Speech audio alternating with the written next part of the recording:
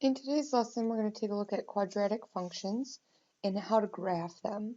And for every quadratic function, which takes the form of f of x equaling ax squared plus bx plus c, for every quadratic, we know that we will get a graph that has a U shape. Our U shape could open up or it could open down. We know that it opens up if our a value is positive. We know that it opens down if our a value is a negative number. Now, I like to think of this as opening up as if a is happy and therefore positive. I like to think of this as opening down if our a value is negative or unhappy. For any U-shaped graph, we call all of these U-shaped quadratic functions parabolas. And today we're going to take a look at how do we graph parabolas using a table. So let's take a look at our very first example. And our very first example is the most fundamental core example upon which every other quadratic is based. So while it seems simplistic, it's extremely important that we understand the properties of just the function that we're asked to graph here of f of x equals x squared. And that's the same in our mind as just y equals x squared. So in order to graph by making a table, what I want to do is generate a list of x values. Those x values can be any number. I'm going to choose -2, -1, 0, 1, and 2. For each x value, I'm going to get out a y value. And I generate those y values by taking each x, substituting it in to the function for every x, and then computing based on what the function is to give me a y. So in this case, our function is very simple. It's just x and whatever that x value is squared. So I'm going to take -2. I'm going to plug that -2 value in for x squared. -2 squared is 4. And I'm going to record that value in the corresponding y. So I'm going to take -1. I'm going to substitute it once again in for the x value. Do my calculation, -1 squared, that's 1. And I'm going to continue. 0 squared is 0, 1 squared is 1, 2 squared is 4. And if you notice, we have a nice pattern of symmetry. We have a 4 at the very top and a 4 at the very bottom. We have a 1 and a 1, and then we have this oddball right in the middle. If we graph each of those and we consider each of these a point, for instance, if we look at the last one, 2, 4, if we consider that a point 2, 4, it would be located on our coordinate plane to the right 2 of the origin and up 4. And if I plot each of those points, 1, 1, 0, 0, -1, 1, and then -2, 4, I create a U-shaped graph by connecting those points with a nice curved parabola. For every parabola, we have a domain and a range. Our domain represents all the x values that I could possibly substitute into my equation. And in the case of x squared, and in the case of all parabolas and all quadratics, the domain will always be -infinity to +infinity, or all real numbers. If we take a look at our range represents all of our y values.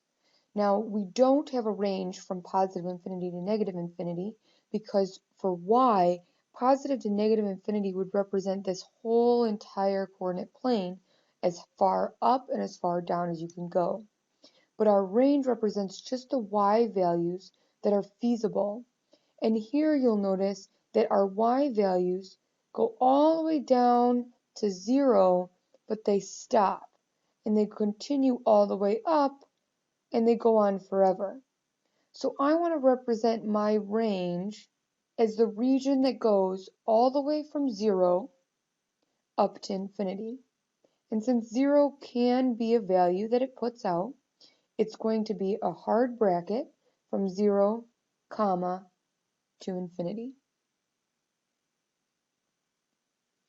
Based on this, there are a couple key things that we want to take away with. One is that we have a symmetrical graph, so I'll be able to check my own work if I'm getting a U-shaped graph that has symmetry. The other thing is to remember that your domain for any quadratic is always going to be negative infinity to infinity. So I can ask you 600 questions that ask you to give me the domain for any quadratic function, and it will always be negative infinity to infinity. The range, however, will fluctuate.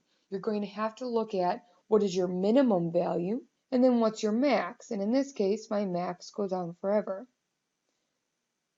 That minimum value is represented by the word vertex. Our minimum value is always going to be called the vertex, and it actually has a special form. Remember, we talked about any quadratic being in the form ax squared plus bx plus c. And so in this form, instead of just randomly choosing my x values, I can know that this middle value is always going to be my vertex. And so I can take my b and my a value and do the formula negative b over 2a.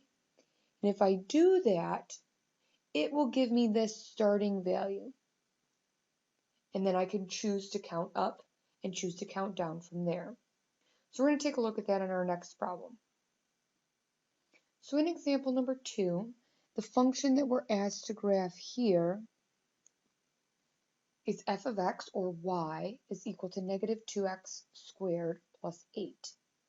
Negative 2x squared plus 8 is going to be what we're going to substitute in each of our values, but we need to determine where do we start. So we want to find our vertex, and we just said our vertex is equal to the opposite of our b value divided by 2 times our a. In this particular case, my a value is negative 2. My b value is actually missing, it's 0, and my c value is 8. So if I substitute this in, I want the opposite of 0, which is 0, divided by 2 times negative 2. So this gives me 0. That value goes right in the middle. From there, I can choose to count up and down however I want, but I always choose to do it symmetrically. So I'm going to go up 1 and down 1 from 0. I'm going to go up 2 and down 2. Again, remember that for every x value, I'm going to take that value and I'm going to substitute it into my x, and I'm going to do that calculation. So in this case, it's a little bit more than what our first example was. I'll write out the first one, and from there I'll do it in my head. I'm going to take negative 2, and I'm going to multiply it by my x, which is 2. I'm going to square that, and I'm going to add 8. So in this case, I get negative 8 plus 8, which is 0. If I'm correct, when I plug in negative 2 in for my x value, I should get the same thing. So you can double check. If I have now negative 2 squared, that would give me 4 times negative 2 is negative 8 plus 8 gives me 0. So I can use this concept of symmetry, so when I plug in 1, I know that I get 6, and therefore this negative 1 will also yield a value of 6. And if I plug in 0, in this particular case, I get 8. So for every line, this is going to represent an ordered pair. So my vertex is 0, 8. And I'm going to plot each and every one of these points. So I'm going to plot my very first one, which is going to be 0, 8. And then I'm going to choose to plot my next one, 1, 6. The very top one, 2, 0. And then to the left side, negative 1, 6. And then negative 2, 0. I'm going to connect this with a beautiful parabola that's perfectly curved. And we notice this time instead of opening up, it opens down. And the reason for that is this -2 value for our a. If our a value is negative, our parabola will always open down. We're then left to answer the question of domain and range. Domain and range, I need to figure out what is my domain. We just discussed this, that our domain is always -infinity to infinity for any quadratic. For our range, we have to take a look. Well, this time we don't have a minimum. This time we have a maximum. Our maximum value is 8, and it goes all the way down and continues. So our minimum value goes all the way to -infinity. To represent this, remember in interval notation, we go from smallest to largest. So it goes from -infinity to 8, and it includes 8. So let's take a look at the steps to graph. In general, what we've just said is it will find our vertex by using the formula -b/2a. That'll go right in the middle of our table. Then we'll choose table values based on that by counting up and down from whatever x value we get. We'll get the corresponding y values by taking every x value and substituting it back into the function. We'll plot all of those ordered pairs and then graph with a U-shaped parabola. And then remember, if your a value in your original function is positive, then we know that we can double check our work because the graph should be opening up. If, however, it's negative, the graph should be opening down.